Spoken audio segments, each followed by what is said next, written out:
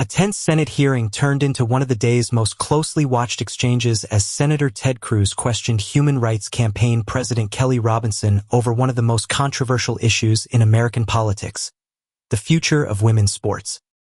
The hearing featured testimony from former NCAA swimmer Riley Gaines, who shared her experience competing against transgender athlete Leah Thomas, before Cruz challenged Robinson on biological sex, gender identity, and fairness in athletic competition. The discussion quickly became a heated debate over Title IX, transgender participation in women's sports, and the policies governing athletic competition. Cruz? Thank you, Mr. Chairman. Title IX was a landmark civil rights law. It helped create the incredible breadth of women's sports and girls' sports that we see across the country.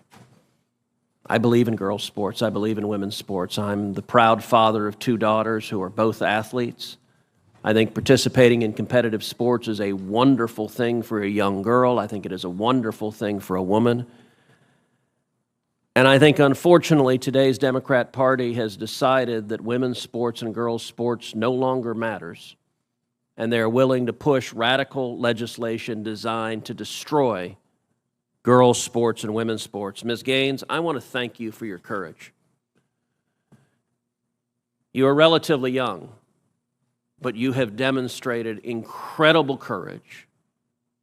And because you have dared to speak up, you have been demonized, you have been vilified. I saw when you were attacked by a leftist mob at San Francisco State University for daring to speak up. You had an incredible record as a swimmer at the University of Kentucky. You were a 2-time NCAA All-American. You were a 5-time SEC champion. You're an SEC record holder and a 2-time Olympic trial qualifier. But yet on March 27th, 2022, something changed. What happened on March 17th, 2022? That's when Thomas and I raced in the 200 freestyle and again resulted in a tie. And so you tied. What was the consequence of tying? We went behind the awards podium where typically you're handed your trophy, you're marched out, you're named an All-American.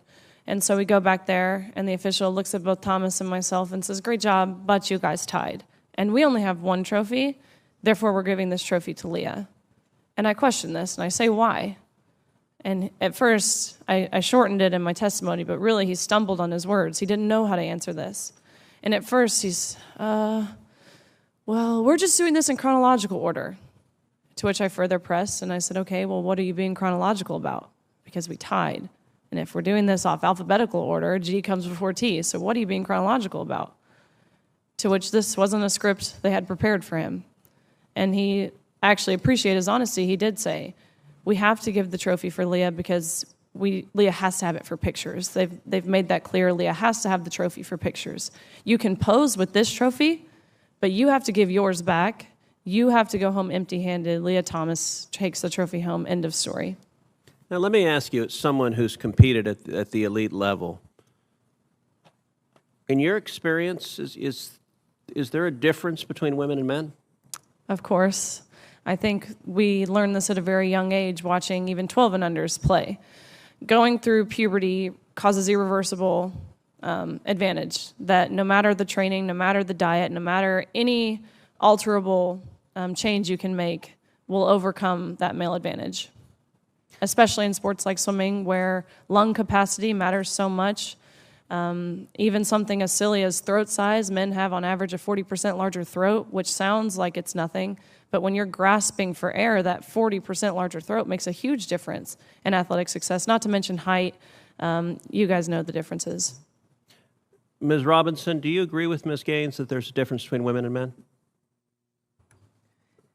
If the question is about trans women... I'm just asking, is there a difference between women and men? I mean, what I can say is that the NCAA has rules in place. They've had rules in place for the last decade, and when this competition happened, I'm going to try again. The rules were clear. Do you believe there's a difference between women and men? It's a yes-no question. Do you believe there's a difference? Oh, I think that we're talking about this case with the NCAA. No, I'm asking a question. Do you believe there's a difference between women and men? Most people could answer this very simply.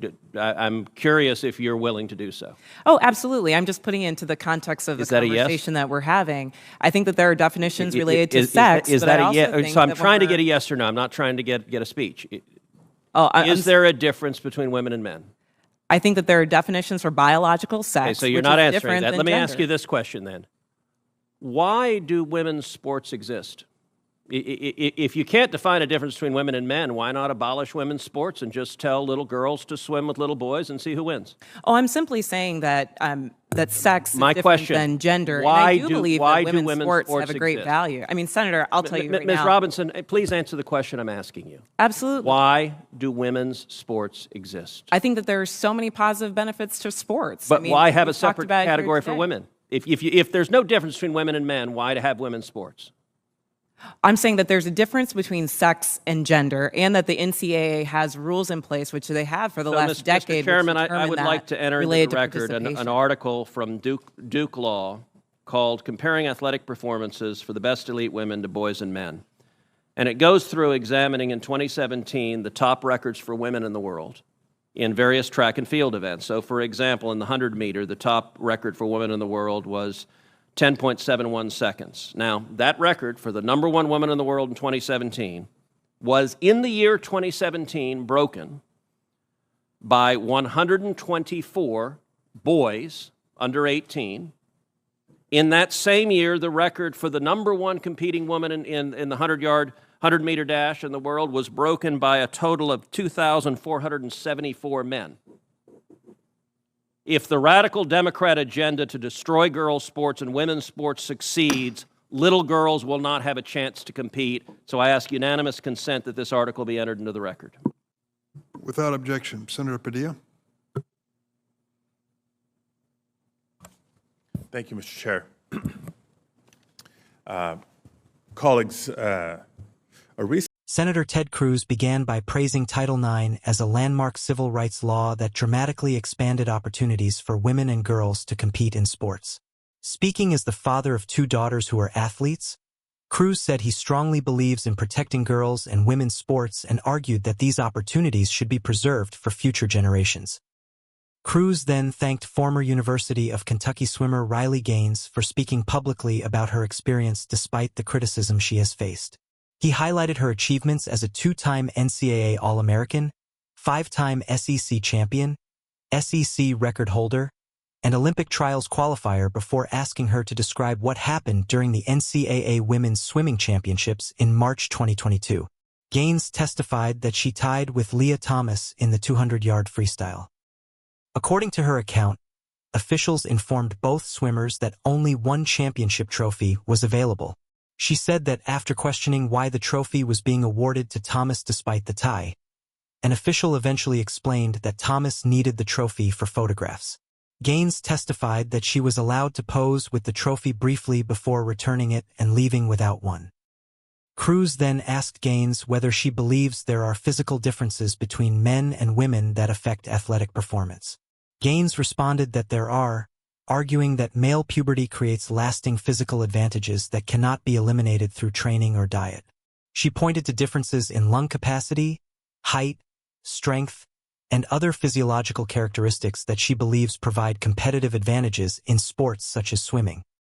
The hearing grew more confrontational when Cruz turned to Human Rights Campaign President Kelley Robinson. He repeatedly asked whether there is a difference between women and men, seeking a direct yes or no answer. Robinson instead emphasized the distinction between biological sex and gender identity and referenced the NCAA's long-standing policies governing transgender participation in sports. Unsatisfied with her responses, Cruz continued pressing the question, asking why women's sports exist if there is no meaningful distinction between men and women. Robinson maintained that women's sports have significant value while continuing to explain the difference between sex and gender and pointing to existing NCAA regulations. Toward the end of his questioning, Cruz requested unanimous consent to enter a Duke Law article into the Senate record. He cited research comparing elite female athletic performances with those of boys and men, arguing that measurable physical differences support maintaining separate women's athletic categories to preserve competitive fairness. The request was accepted without objection before the hearing moved to the next senator. The exchange underscored the ongoing national debate over transgender participation in women's sports. During the hearing, Cruz argued that biological differences make separate women's athletic categories necessary to ensure fair competition, while Robinson emphasized distinctions between sex and gender and referenced existing policies governing transgender athletes. The hearing reflected the broader policy disagreements surrounding the issue, which continues to be debated in Congress, athletic organizations, and communities across the United States. As lawmakers consider future legislation, questions about fairness, inclusion, and competitive opportunity remain at the center of the discussion.